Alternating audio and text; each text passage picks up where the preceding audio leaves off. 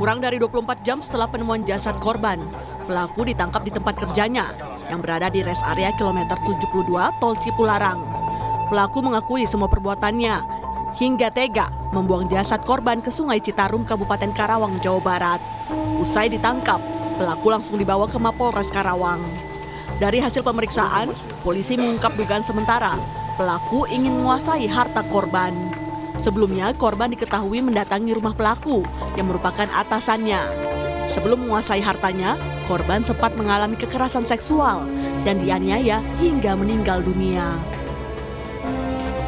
Mereka kontak, mereka chat-chatan, disepakati akhirnya bertemu di rumahnya tersangka yang ada, si pelaku yang ada di Purwakarta.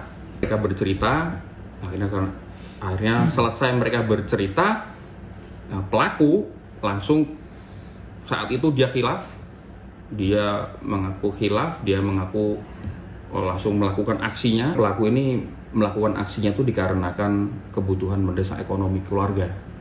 Baru sementara nih. Baru sementara sampai saat ini yang kami dapatkan informasi seperti itu. Satreskrim Polres Purwakarta gelar olah TKP kasus pembunuhan dan pemerkosaan terhadap karyawan minimarket oleh atasannya yang jasadnya ditemukan di Sungai Citarum, Kelari, Karawang. Sejumlah saksi juga diperiksa. Di rumah pelaku di Cibatu, Purwakarta, polisi menyita 6 barang bukti. Polisi menemukan barang bukti milik korban yang dibakar pelaku. Di luar rumah, polisi juga menemukan jas hujan korban. Sementara di dalam rumah, polisi menemukan sejumlah barang bukti lain yang diduga digunakan pelaku untuk membuang korban ke Sungai Citarum.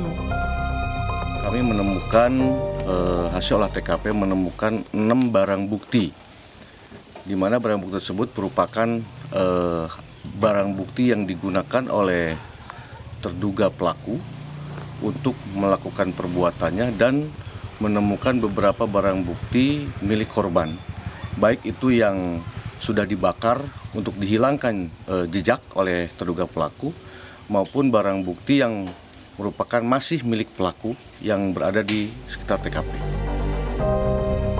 Garis polisi telah terpasang di rumah pelaku di Purwakarta, Jawa Barat.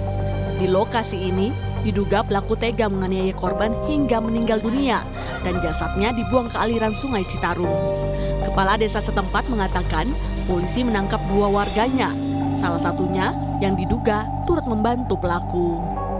Menurut cerita warga tadi katanya istrinya lagi nggak ada di rumah, lagi nginep. Warga kita yang dijemput oleh kepolisian, saya tanya kasusnya apa gitu, dan ternyata kasusnya seperti itu, diduga pembunuhan. Terus di berapa orang yang dibawa, yang katanya 3 orang, tapi yang dibawa sebelum hanya 2. Terkaitan 2 warga bapak ini apa sih Pak? Kalau melihat dari media sosial, mereka itu minta bantuan untuk mengantar saudara Heri pergi keluar rumah. Gitu. Saat ini polisi masih memeriksa pelaku secara intensif dan memburu rekan-rekan Heri Tanto yang diduga terlibat dalam peristiwa ini. Tim Liputan Kompas TV.